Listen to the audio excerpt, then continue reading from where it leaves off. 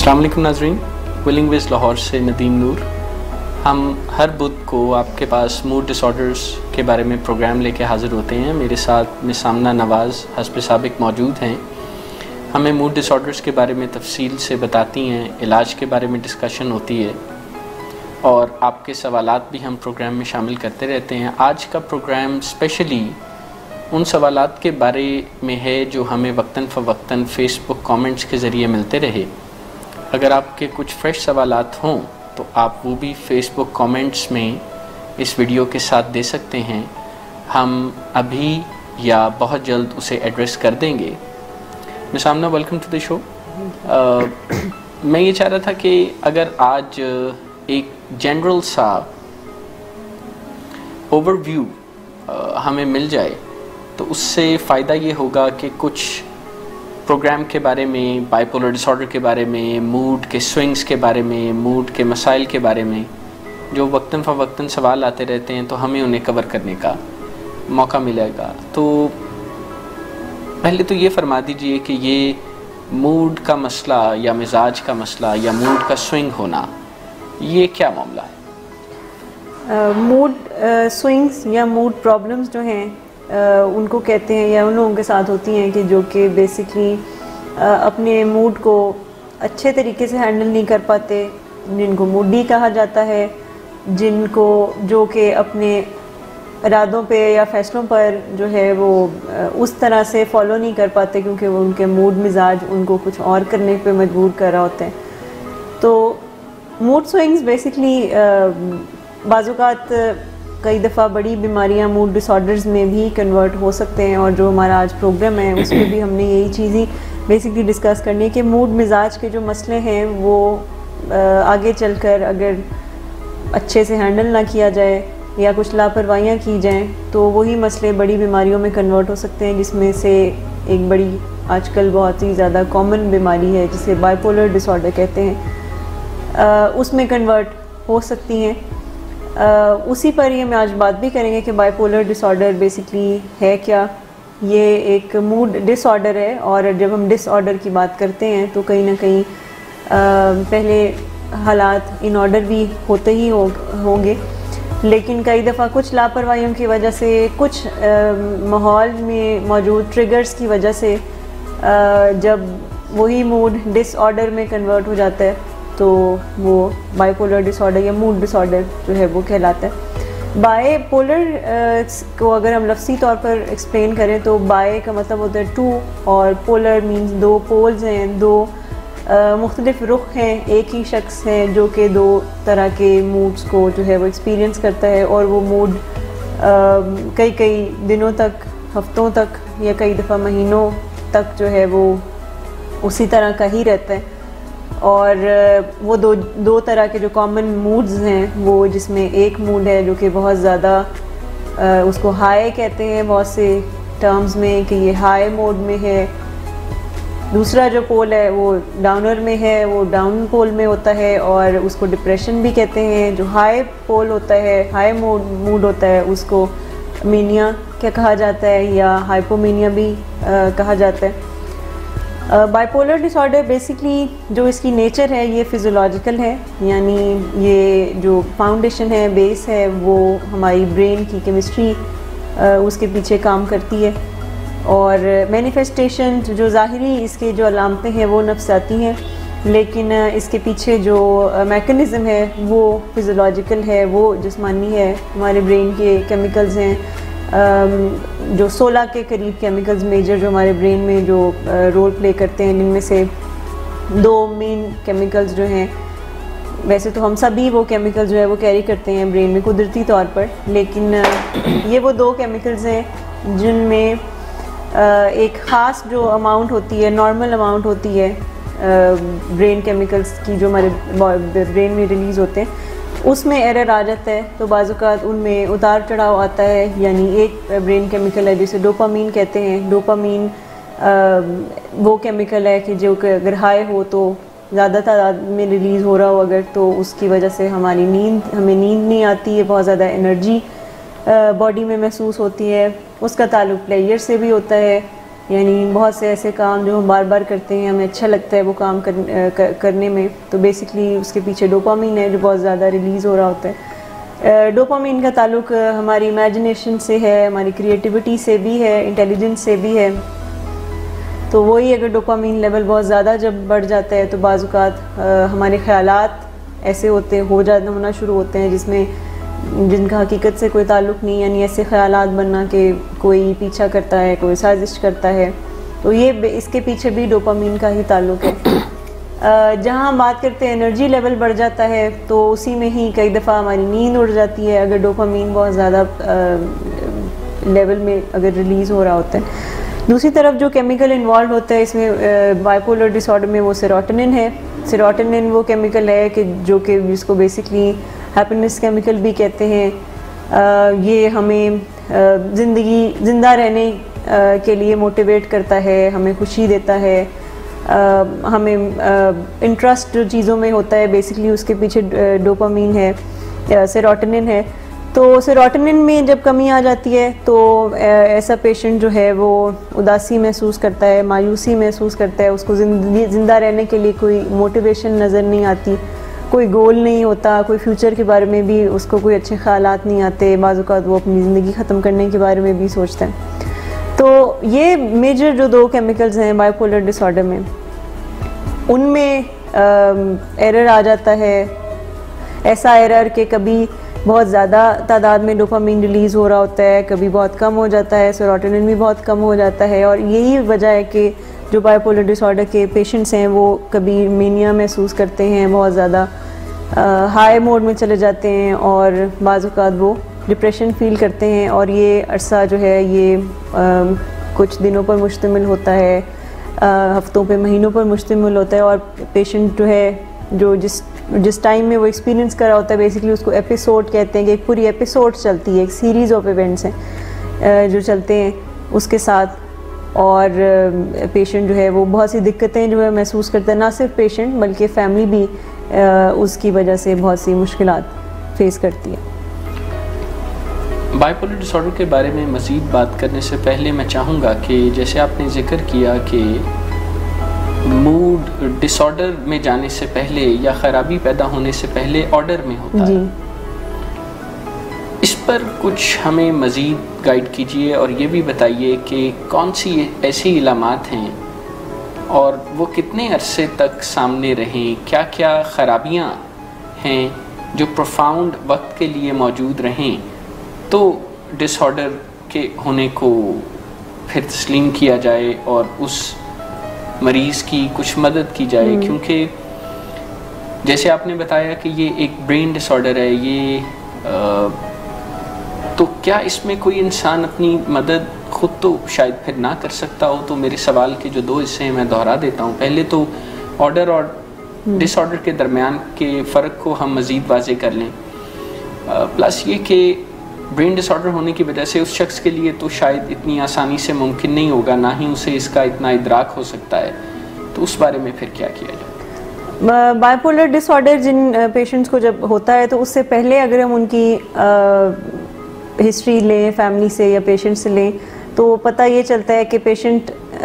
के अंदर जो क्वालिटीज़ बाइपोलर डिसऑर्डर में आती हैं जो कि उसको नुकसान दे रही होती हैं, बाज़ औक़ात जब उसकी ये प्रॉब्लम इन ऑर्डर होती है तो वो इन क्वालिटी से फ़ायदा उठा रहा होता है। जैसे एनर्जीज़ बहुत ज़्यादा आमतौर पर बाइपोलर डिसऑर्डर के पेशेंट्स में होती हैं और जब उनको डिसऑर्डर नहीं भी होता तब भी ये देखा गया है कि हिस्ट्री से पता चलता है कि फैमिली कहती है कि ये बड़ा एक्टिव रहता था, ये बड़ा लाइवली रहता था, बड़ा ह्यूमरस था। अब ये सारी चीज़ें बेसिकली डोपामीन इसके पीछे, ये ह्यूमर, ये क्रिएटिव ह्यूमर, ये इसके पीछे भी डोपामीन होता है इन्वॉल्व। तो वो लाइवली रहता है, इस तरह की हिस्ट्री मिलती है। वो एक रात में ही पेपर की तैयारी करके तो बड़े अच्छे नंबर ले लेता है, यानी ये इन ऑर्डर है। उसके वो रिस्क पे ज़रूर होता है लेकिन बहरहाल उसकी जितनी भी इस तरह की क्वालिटीज़ हैं वो अपने फ़ायदे के लिए इस्तेमाल कर रहा होता है और उसको इन चीज़ों का फ़ायदा हो रहा होता है। यानी बड़े ज़हीन क्योंकि होते हैं तो वो इन ऑर्डर में जब होते हैं तो जहानत को इस्तेमाल करते हैं, अपनी क्रिएटिविटी को इस्तेमाल करते हैं, अच्छे तरीके से ऐसे अफराद बड़े टैलेंटेड और क्रिएटिव होते हैं तो एक्स्ट्रा करिकुलर एक्टिविटीज़ में भी बहुत कॉलेज के ज़माने में, स्कूल के ज़माने में इन्वॉल्व रहते हैं। जैसे कोई राइटिंग स्किल हो गई, कोई एक्टिंग स्किल हो गई, कोई डिबेटिंग हो गई, तो इस तरह की भी चीज़ें। यानी पहले वो अपनी उन तमाम क्वालिटीज़ को अपने फ़ायदे के लिए इस्तेमाल करता है, लेकिन यही जब प्रॉब्लम डिसऑर्डर में कन्वर्ट हो जाती है तो वो जो अगर किसी की वर्बल स्किल्स पहले बहुत अच्छी थी तो जब कोई डिसऑर्डर में जाएगा तो वही वर्बल स्किल्स में इनिबिशंस ख़त्म होना शुरू हो जाएंगी। वही पेशेंट अपनी वर्बल स्किल को गलत तरीके से किसी को मैनिपुलेट करने के लिए इस्तेमाल करता है, किसी से आर्ग्यूमेंट करने के लिए इस्तेमाल करता है, गुस्सा, लड़ाई झगड़ा फैमिली के साथ बढ़ना शुरू हो जाता है। वही पेशेंट जो पहले रात को जाग के तो अगले दिन बड़ा अच्छा नंबर ले लेता था टेस्ट में रात को पढ़ के, तो वही पेशेंट की नींद जो है वो कई कई दिनों तक उसको आना ही ख़त्म हो जाती है, जैसे मीनिया में होता है कि नींदें उड़ जाती, तो डिसऑर्डर हो गया। तो बेसिकली अगर हम फ़र्क ये देखना चाहें तो ये कि पहले वही चीज़ें उसको फ़ायदा दे रही होती हैं, उसके अंदर वो क्वालिटीज़ जो होती हैं पेशेंट की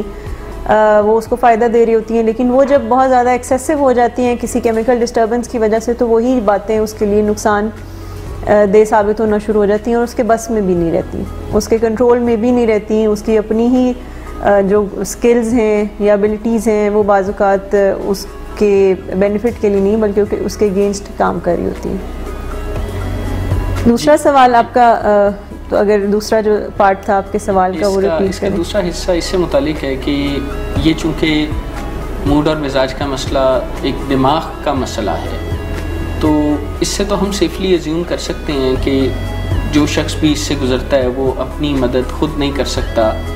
क्योंकि उसे इस बारे में ज़्यादा इदराक नहीं होता। कुछ ना कुछ तो अंदाज़ा होता है लेकिन प्रोफाउंड नहीं होता जी। जितनी क्लैरिटी से दूसरे लोगों को नज़र आ रहा होता है, सफ़रर या मरीज़ को खुद नज़र नहीं आ रहा होता। तो क्या फिर इसका इंतज़ार किया जाए कि उसे खुद मामला समझ में आ जाए तो फिर कोई वो मदद लेगा? क्या इस मसले में बाकी बीमारियों के मुकाबले में, जैसे बुखार या इन्फेक्शंस में तो मरीज़ खुद अपनी तकलीफ़ को महसूस करता है और इलाज के लिए चल पड़ता है, लेकिन मूड और मिजाज के मसले में फिर क्या होगा? क्योंकि मरीज़ तो अपनी तकलीफ़ का पूरी तरह इदराक नहीं रखता, तो ऐसे मामले में फिर क्या किया जाए उसके इलाज के लिए? जी, जब तब्दीली इन ऑर्डर से डिसऑर्डर में जब पेशेंट कन्वर्ट हो रहा होता है तो ये कोई एक रात का कोई किस्सा नहीं होता कि अचानक से तब्दीली आई है। तो तब्दीली आती ही इतनी स्लो प्रोसेस में है, जैसे घड़ी की सुइयाँ बड़ी ही स्लोली मूव करती हैं कि उसको हम पहचान नहीं सकते, आइडेंटिफाई नहीं कर सकते कि कब वो मूव कर रही होती हैं। उसी तरह से बाइपोलर इन ऑर्डर से जब कोई डिसऑर्डर में कन्वर्ट हो रहा होता है तो उस तरह से नोटिसेबल नहीं होती उसकी अलामतें शुरू में, इवन ना घर वालों को हो रही होती हैं और पेशेंट को तो बिल्कुल नहीं हो रही होती, क्योंकि जैसे मैंने कहा कि वो एनर्जीज़ कहीं ना कहीं पहले भी उसकी झलक नज़र आती रहती है,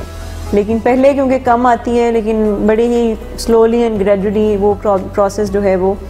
ख़राबी की तरफ जा रहा होता है। जैसे गुस्सा थोड़ा बढ़ना, पहले भी मूडी होता है लेकिन पहले ज़रा जल्दी पेशेंट ठीक हो जाते हैं, आहिस्ता आहिस्ता जो है वो मामला ख़राब होना शुरू होता है। तो वो जो चेंज आ रहा होता है पेशेंट के मूड मिजाज में, वो इतना आहिस्ता से तब्दीली आ रही होती है कि नोटिसेबल नहीं है। घर वालों को भी लग रहा होता है कि पहले भी ये करता रहा है ऐसा तो अभी भी कर रहा है, पहले भी जाग ही लेता था रातों को तो अभी भी कर रहा है, या पहले भी भूख कभी इसको लगती थी कभी नहीं लगती थी, कोई ऐसा मसला नहीं है, या पहले भी ओवर स्पेंडिंग कभी हो ही जाती थी, या पैसे वगैरह खर्च कर ही लेता था, या गुस्सा करता था, या कभी झगड़ा वगड़ा बाहर हो जाता था इसका किसी के साथ। तो ये जो है डिसऑर्डर में नहीं हो सकता, यानी कोई समझ नहीं सकता कि ये कोई साइकेट्रिक प्रॉब्लम में कन्वर्ट हो रहा है मामला। तो पेशेंट की अगर हम बात करें तो उसकी अपनी असेसमेंट इस मामले में काफ़ी वीक होना शुरू हो जाती है। उसकी रीज़न एक ये भी है कि जब हमारा जो डोपामिन लेवल है जब वो इंक्रीज़ होता है तो हमारा जो सैनिटी लेवल है वो डिक्रीज़ होना शुरू हो जाता है, हमारी जो जजमेंट है वो वीक होना शुरू हो जाती है जब डोपामिन बढ़ता है।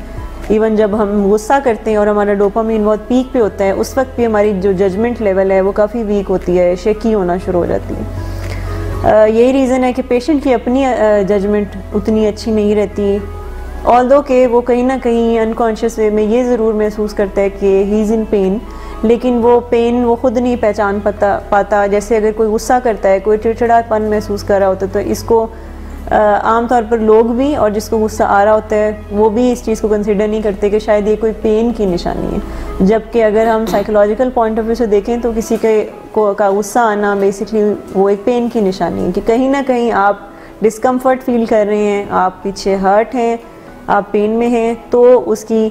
जो है वो आप उसको एग्जिबिट कैसे करें गुस्सा करके। तो पेशेंट को कहीं ना कहीं अनकॉन्शियसली ये ज़रूर महसूस होना शुरू हो जाता है कि वो हर्ट है और वो दुखी है, लेकिन वो उस तरह से रूट कॉज की तक नहीं पहुंच पाता। वो बाज़ औक़ात ब्लेमिंग करता है कि मैं हालात की वजह से मेरा मूड मिजाज ऐसा हो गया है। वो ये भी पहचान लेता है कहीं ना कहीं कि वो अंडर स्ट्रेस है, क्योंकि ज़्यादातर बाइपोलर के पेशेंट्स अपने हर स्टेट को स्ट्रेस समझ कर ही डील करते हैं। वो मेनिया को भी स्ट्रेस समझते हैं, वो डिप्रेशन को भी स्ट्रेस समझते हैं। इवन जब वो मेनिया में बहुत ज़्यादा खुश होते हैं और बहुत ज़्यादा एक्टिव होते हैं, लोगों से मिलजुल रहे होते हैं, सोशलाइज कर रहे होते हैं, तब भी वो कहीं ना कहीं अंदर से एक स्ट्रेस ज़रूर महसूस करते हैं, क्योंकि डोपामीन के जो बहुत ज़्यादा जो है अगर रिलीज़ हो तो कहीं ना कहीं वो एक फटीग ज़रूर प्रोड्यूस कर रहा होता है हमारे अंदर जब डोपामीन बहुत ज़्यादा रिलीज़ हो रहा होता है, क्योंकि आप एग्जॉस्ट फील कर रहे होते हैं, लेकिन पेशेंट उसको पहचान नहीं पा रहा होता उस तरह से क्लियरली। तो ये रीज़न्स हैं कि इतनी जल्दी पहचान में नहीं आती ये चीज़ें, लेकिन हम अक्सर ये अपने प्रोग्राम से बात भी करते हैं कि ये मामलात मूड डिसऑर्डर्स के ये प्रोग्रेसिव हैं, ये बढ़ते रहते हैं। शुरू में बाइपोलर डिसऑर्डर की जो एपिसोड्स होती हैं वो साल में कोई एक दफ़ा हो गया या कई दफ़ा 2 सालों में एक दफ़ा होता है, उसके बाद चीज़ें फिर से ठीक हो जाती हैं। और ये इस बात से ये गलतफहमी जो है वो पैदा हो जाती है कि शायद ये कोई बड़ा मसला नहीं है जिसके लिए इलाज की ज़रूरत है। पेशेंट को भी ये लगता है, फैमिली भी थोड़ी मुतमईन हो जाती है कि मामला ठंडा हो गया है, अब पेशेंट ठीक हो गया है। तो एपिसोड्स इतनी फ्रीक्वेंट नहीं होती हैं शुरू में। जैसे जैसे बीमारी बढ़ती जाती है तो साल में कई एपिसोड्स आना शुरू हो जाती हैं। 2 दफ़ा पेशेंट जो है वो 2 दफ़ा कई दफ़ा एपिसोड्स आती हैं। जब बहुत ही सिवियर केस है तो उसमें 4 या 4 से ज़्यादा एपिसोड्स भी बाज़ औक़ात पेशेंट एक्सपीरियंस करते हैं बाइपोलर की, और उसको रैपिड साइकिलिंग कहते हैं कि पेशेंट जो है वो बहुत रैपिडली उसके मूड मिजाज में उतार चढ़ाव आ रहा है। उसको कभी मेनिया की एपिसोड आ रही है, कभी डिप्रेशन की आ रही है, कभी वो हाइपोमेनिया में जा रहा है। तो ये कुछ रीज़न्स हैं जिसकी वजह से उस तरह से पहचान नहीं पाते फैमिली मेम्बर्स भी और पेशेंट भी कि ये डिसऑर्डर है या कोई आम तौर पर जो मूड स्विंग सबको होती है ये वो है। तो ये मामला जब गुजरते वक्त के साथ मज़ीद बिगड़ता है, प्रोग्रेसिव है आपने बताया जी, तो मरीज़ के इर्द रहने वाले लोग, उसके लव्ड वंस, उसके फैमिली मेम्बर्स इस सारी सिचुएशन से मरीज़ के बतदरीज बिगड़ते हुए मूड और मिजाज से कैसे निभा करते हैं, कैसे गुजारा करते हैं? 2 तरह के ही तरीके यूजुअली फैमिलीज़ अपनाती हैं, और ये बड़े कॉमन टूल्स हैं, समझे जाते हैं कि 2 ही तरीके हैं, या तो आप बहुत ज़्यादा प्यार करें, या तो बे इंतहा प्यार इसका हल है, या बे इंतहा गुस्सा या लड़ाई या धमकियाँ इसका हल होता है। ये सिर्फ बाइपोलर डिसऑर्डर में नहीं बल्कि आम तौर पर भी अगर बच्चों को हैंडल करना हो तो भी यही 2 तरीके यूजुअली लोग अपनाते हैं। अगर लाइफ पार्टनर्स के साथ कोई डील करनी है, कोई किसी बात पे जो है वो एग्रीमेंट करनी है, तो उसको में भी यही तरीके अपनाए जाते हैं कि या आप गुस्सा करें या फिर आप बहुत ज़्यादा प्यार करें, या प्यार से समझाएं या बिल्कुल उसकी दूसरी एक्सट्रीम पे समझाएं। तो यही हो रहा होता है बाइपोलर डिसऑर्डर के पेशेंट्स के साथ भी कि फैमिलीज़ कई दफ़ा हाँ में हाँ मिलाती रहती हैं। ये उनको वो ढूंढ रही होती हैं रीज़न्स के माहौल में ऐसी क्या चीज़ें हैं जो कि उसको ये स्ट्रेस दे रही हैं, तो फिर उनको लगता है कि हमारी कोई ज़िम्मेदारी कि स्ट्रेस को कम करें। तो वो बाज़ औक़ात देख रहे होते हैं कि अच्छा इसको स्ट्रेस कहाँ से मिल रही है, इसकी शादी अगर वो करना चाह रहा है तो चलो शादी करवा देते हैं, अगर इसको नौकरी नहीं मिल रही है तो चलो हम कोई सिफारिश वगैरह लगवा के तो दिलवा देते हैं, पढ़ाई नहीं करना चाह रहा तो चलो पढ़ाई अगर स्ट्रेस देती है तो पढ़ाई छुड़वा के देख लेते हैं, काम काज नहीं है तो हमको बिज़नेस शुरू करवा देते हैं। तो हाँ में हाँ बहुत ज़्यादा कई दफ़ा वो उसमें हाँ में हाँ मिला के तो पेशेंट को ठीक करना चाह रहे होते हैं। नीयत पीछे ये होती है कि शायद ये स्ट्रेस अगर हम दूर कर देंगे तो ये ठीक हो जाएगा, और इसको कोई अपनी ज़िम्मेदारी फैमिली समझती है कि हम जो है वो इसकी स्ट्रेस को हम दूर करेंगे। दूसरा तरीका जो है वो ये है कि जिसमें फैमिलीज़ ये समझती हैं कि शायद बेइंतहा लाड प्यार ने इसको बिगाड़ा है, लिहाजा अब हम दूसरी एक्सट्रीम पे जाते हैं। अब तो उसको फिर फैमिली गुस्सा करती है, फैमिली धमकियां दे के उसको जो है वो घर पे रखते हैं। जैसे यूजुअली ये होता है फीमेल पेशेंट्स जो बाइपोलर डिसऑर्डर की होती हैं, तो जब उनके मूड मिजाज में तब्दीली आती है तो वो रिबेलियसनेस जब नज़र आती है फैमिली को, तो वो उनको एक बड़ा ही आउट ऑफ द ऑर्डिनरी लगता है। उनको लगता है कि ये कल्चरल नहीं, ये मामला ये कल्चर से डिविएट कर रही है, तो वो यूजुअली उसको कहते हैं कि अच्छा ये अगर पढ़ाई शायद पढ़ाई की वजह से या कॉलेज जाने की वजह से ऐसी है तो फिर कॉलेज छुड़वा देते हैं। तो प्रोवोकिंग बाज़-औक़ात बहुत ज़्यादा घर वाले करना भी शुरू हो जाते हैं कि शायद ऐसे समझ जाए कि ये जो इतना गुस्सा कर रही है या हमारा बच्चा इतना गुस्सा करता है, अपनी मर्ज़ी करने की कोशिश कर रहा है या अपने मूड मिजाज की वजह से खुद को हार्म करता है या दूसरों को हार्म करता है या अपनी उसकी स्पेंडिंग पर उसको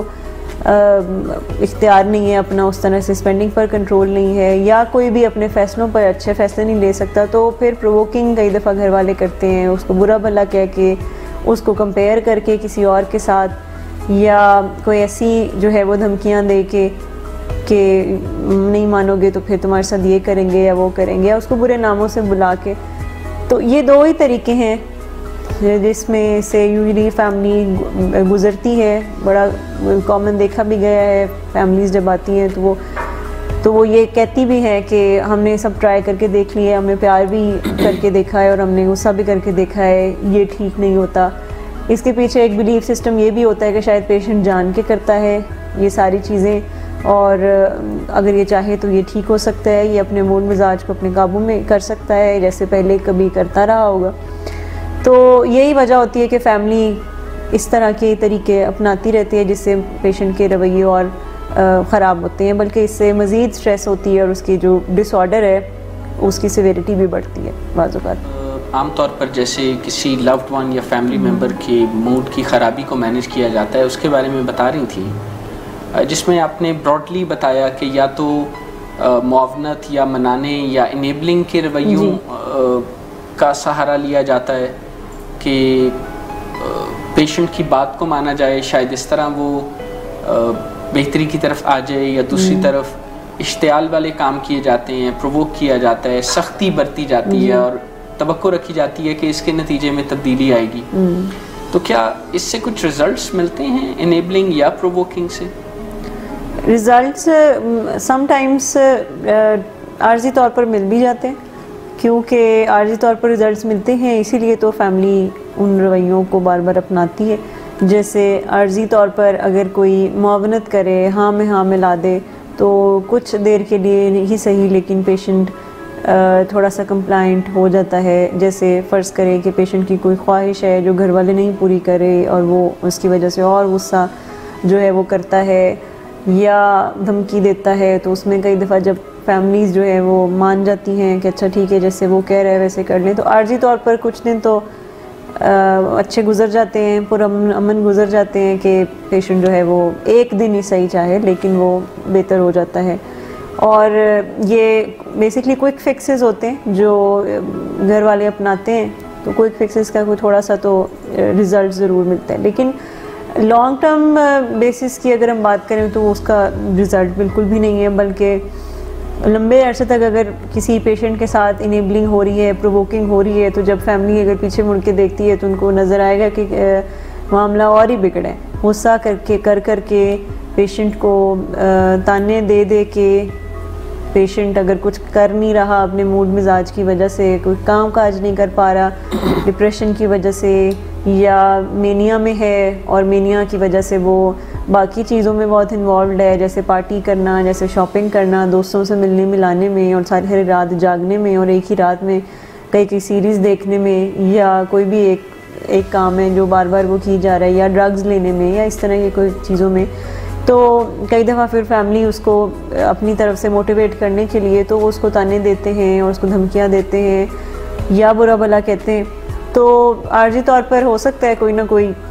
उनको कोई रिस्पांस मिल जाए पेशेंट की तरफ से, लेकिन आगे चलकर वो रिस्पांस भी नहीं मिलने वाला, बल्कि उसके मूड मिजाज में और ख़राबी आ जाएगी। इससे उसको स्ट्रेस इतना ज़्यादा हो सकता है कि जिससे उसके जो है वो मूड प्रॉब्लम्स और बढ़ सकते हैं। तो इन चीज़ों का लॉन्ग टर्म कोई फ़ायदा नहीं है, और लेकिन अनफॉर्चुनेटली फैमिली इतनी ज़्यादा तकलीफ़ में होती है इस प्रॉब्लम की वजह से, अपने लव्ड वन की मूड डिसऑर्डर की वजह से,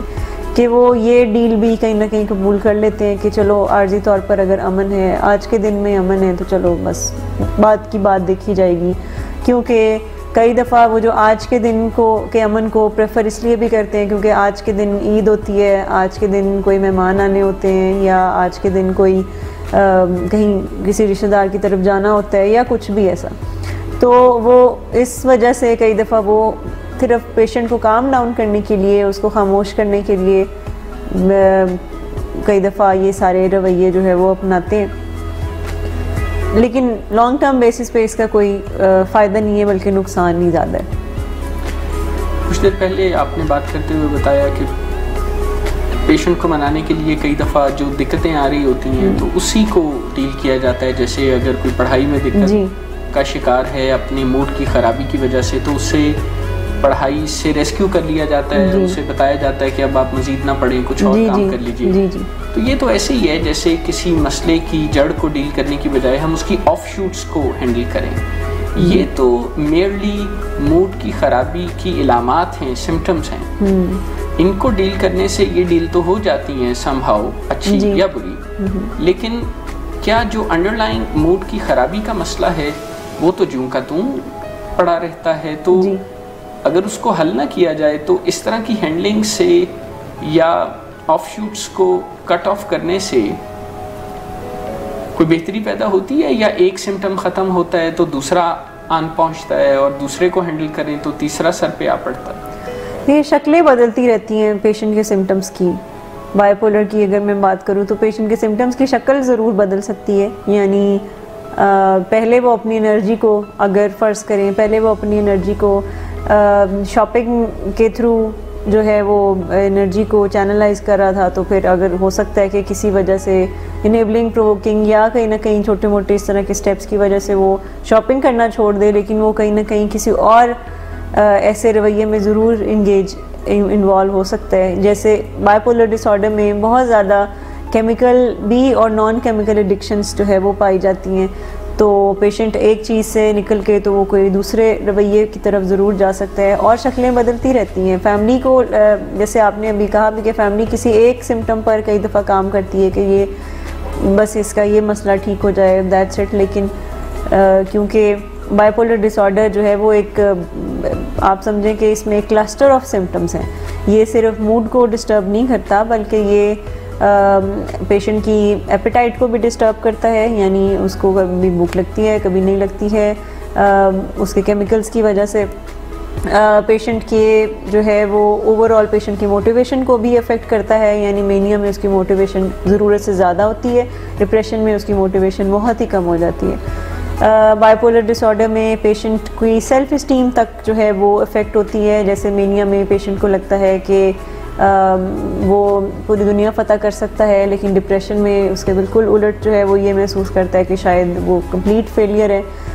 बाइपोलर डिसऑर्डर में ना सिर्फ मूड बल्कि पेशेंट की स्लीप तक इफ़ेक्ट होती है। उसको या तो बहुत ज़्यादा नींद आती है या बिल्कुल नहीं आती है। जैसे मेनिया और डिप्रेशन की फ्लक्चुएशन होती हैं, उसी तरह से स्लीप में भी फ्लक्चुएशन होती हैं। तो मेटाबॉलिज्म में भी पेशेंट के ज़ाहिर है उसके अकॉर्डिंगली जो है वो फ्लक्चुएशंस आती हैं। पेशेंट के वेट में फ्लक्चुएशंस नज़र आती हैं। तो बहुत चीज़ें पेशेंट की जो है वो ये डिस्टर्ब हो जाती हैं बाइपोलर डिसऑर्डर की वजह से। तो हम किसी एक सिम्टम की बुनियाद पर किसी को ठीक नहीं कर सकते। ये पूरी एक होलिस्टिक अप्रोच है, और उसके पीछे जो अंडरलाइंग कॉज है उसको बेसिकली एड्रेस करने की ज़रूरत होती है। लेकिन फैमिली समटाइम्स सिर्फ जो है वो इन आइसोलेशन एक एक अलामत को देख रहे होते हैं। जैसे मैंने बात की कि बाइपोलर डिसऑर्डर में एक फ्लर्टेशियस नेचर भी बहुत ज़्यादा पाई जाती है जिस पेशेंट्स के अंदर, जिसकी वजह से बाज़ात बहुत जल्दी छोटी उम्र में अगर किसी को बाइपोलर डिसऑर्डर या इस तरह के सिम्टम्स नज़र आते हैं तो बहुत कॉमन देखा गया है लव एडिक्शन है, कोई शख्स ऐसा इतनी जल्दी पसंद आ जाना कि उसके लिए मरने को तैयार हो जाना, पूरी घर वालों से पूरी दुनिया से लड़ने को तैयार हो जाना। तो घर वाले कई दफ़ा समझते रहते हैं कि ये बेसिकली मसला इसका सिर्फ वो शख्स है जिसके साथ ये इमोशनली अटैच्ड है, या ये भी कई दफ़ा देखा गया कि एक रिलेशनशिप से दूसरे रिलेशनशिप में शिफ्ट्स बहुत ज़्यादा हो रहे हैं। ख़वातीन में भी ये बहुत कॉमन है, इवन मर्दों में भी ये बहुत कॉमन है, और अनफॉर्चुनेटली हमारे माशरे में इसको काफ़ी टैबू इशू समझा जाता है और इसको कैरेक्टर से बहुत अटैच किया जाता है कि शायद ऐसे शख्स का कैरेक्टर ठीक नहीं है जो कि मल्टीपल रिलेशनशिप में इन्वॉल्व है, एवं एक्स्ट्रा मैरिटल अफेयर्स में इन्वॉल्व है, तो उसको कैरेक्टर का कुछ इशू बना देते हैं या ब्रॉटअप का मसला बना देते हैं। लेकिन उसके पीछे बहुत दफ़ा ये देखा गया है कि ये बाइपोलैरिटी का या मूड प्रॉब्लम्स का जो है वो मसला जो है वो पाया जाता है। तो जब ये ऐसे कुछ इशू होते हैं तो घर वाले कई दफ़ा ये समझते हैं कि इसका मसला सिर्फ वो है, इसको बस ये मसला ठीक कर दें तो फिर ये बाकी तो कोई इशू है ही नहीं। तो शक्लें इस बीमारी की बहुत ज़्यादा हैं और वो बदलती रहती हैं। होलिस्टिक अप्रोच ही इसका इलाज है, और अगर हम इलाज की बात करें तो इलाज को भी हम 3 हिस्सों में डिवाइड करके बता सकते हैं, और वो पेशेंट की सेवेरिटी और बीमारी की इंटेंसिटी के मुताबिक वो 3 हिस्से जो होते हैं उसको हम अप्लाई कर सकते हैं। तो जो 3 टूल्स हैं बेसिकली बाइपोलर मैनेजमेंट में, वो 3 कैटेगरीज़ हैं। उनमें से जो एक कैटेगरी है उन टूल्स को कहते हैं, हम कह सकते हैं कि वो फ्री टूल्स हैं। फ्री टूल्स इस तरह से कि उसमें पेशेंट अपने लाइफस्टाइल पर काम करता है। जैसे फ़िज़िकल लेवल पे पेशेंट को ये सिखाया जाता है कि आपको एक्सरसाइज अपनी ज़िंदगी में शामिल करनी है, आपको डाइट अपनी ज़िंदगी में अच्छी शामिल करनी है, आपको अपनी स्लीप का ख्याल रखना है। तो फ़िज़िकल लेवल पे पेशेंट को इम्प्रूवमेंट के बारे में कहा जाता है। फिर फ्री टूल्स में शामिल है कि मेंटल लेवल पे कुछ चीज़ें पेशेंट्स को सिखाई जाती हैं, जैसे अपनी थॉट्स पर काम करना, अगर मनफी बहुत ज़्यादा सोचे हैं तो उनको न्यूट्रल करना या मुस्बत करना। तो मेंटल लेवल पे बहुत सारी चीज़ें जो हैं वो पेशेंट को करनी होती हैं। कुछ सोशल लेवल पर पेशेंट को चीज़ें बेहतर करनी होती हैं, जैसे रिलेशनशिप्स को बेहतर करना होता है, अपने दोस्त अहबाब जिन लोगों में उठता बैठता है। तो बेसिकली लाइफस्टाइल एक है टूल जिसको चेंज करना होता है, और ये फ्री टूल्स हैं। इसमें एज सच जो है वो कोई आप समझें कि कोई मेजर ड्रास्टिक जो है वो मेहनत नहीं होती। जो दूसरा कैटेगरी है टूल्स की मैनेजमेंट की, उसको कहते हैं कॉस्टली टूल्स। ये वो टूल्स हैं जो कि थोड़े कॉस्ट के साथ होते हैं, जैसे कि जिसमें मेडिकेशन है और जिसमें काउंसलिंग है। अगेन अगर सिवेरिटी बहुत ज़्यादा बढ़ती है तो जहाँ दवाई की ज़रूरत होती है तो वहाँ मेडिकेशन चाहिए होती है पेशेंट को, जहाँ काउंसलिंग की ज़रूरत है वहाँ काउंसलिंग प्रोवाइड की जाती है। थर्ड कैटेगरी जो टूल्स की है बाइपोलर मैनेजमेंट की, उनको एक्सट्रीम इंटरवेंशंस के तौर पर जाना जाता है। और एक्सट्रीम इंटरवेंशंस का मतलब है कि जिसमें पेशेंट को इलाज की ज़रूरत होती है इंडोर किसी फैसिलिटी में रख कर। जब उसके हालात बहुत बिगाड़ का शिकार हो जाते हैं तो उस वक्त जी जो है उसकी ज़िंदगी में दखल देना ज़रूरी हो जाता है। जी बिल्कुल, ये एक्सट्रीम इंटरवेंशन है। और जैसे मैंने कहा कि ये तीन तरह के टूल्स हैं, ये पेशेंट की बीमारी की सिवेरिटी पर डिपेंड करता है और पेशेंट की अपनी इंसाइट और अपनी विलिंगनेस और उसकी अंडरस्टैंडिंग पर डिपेंड करता है कि अगर पेशेंट तो फ्री टूल्स पर ही अपनी मूड मिजाज को मैनेज कर रहा है अच्छे से और उसकी सिवेरिटी नहीं है तो वो फ्री टूल्स को ज़्यादा से ज़्यादा इस्तेमाल करे। लेकिन अगर हालात थोड़े और ज़्यादा ख़राब हो रहे हैं, केमिकल इम्बैलेंस बहुत ज़्यादा हो रहा है, तो फिर मेडिकेशन की इन्वॉल्वमेंट ज़रूरी होती है, काउंसलिंग की हेल्प चाहिए होती है। और अगर पेशेंट की विलिंगनेस भी नहीं है, उसको लगता है उसको कोई मसला नहीं है, उसको इलाज की ज़रूरत नहीं है, या उसकी रियलिटी से ही उस तरह से कोई कांटेक्ट नहीं रहा, सैनिटी जो है वो डिस्टर्ब हो रही है, या इतना अग्रेसिव हो रहा है कि ख़ुद को भी हार्म कर सकता है या किसी और को घर पे हार्म कर सकता है, तो फिर उसमें जो लास्ट जो ऑप्शन होता है वो यही होता है कि कोई एक्सट्रीम स्टेप लिया जाए और उस पेशेंट की ज़िंदगी में जो है वो इंटरवीन करके उसको इलाज की तरफ लाया जाए, जिसमें यूजुअली एडमिशन की ज़रूरत पड़ती है और एक पेशेंट को सुपरविजन में रखना होता है, जिसमें मेडिकेशन और फिर वो काउंसलिंग का सिलसिला शुरू होता है। सामना वक्त कुछ महदूद है हमारे पास और इंशाल्लाह अगले प्रोग्राम में गुफ्तगू को यहीं से आगे बढ़ाएंगे। इस वक्त अपने व्यूअर्स से इजाज़त लेते हैं। नेक्स्ट वेडनेसडे दोबारा 5 से 6 बजे के दरमियान हाज़िर होंगे। अपना ख्याल रखिए। खुदा हाफ़िज़।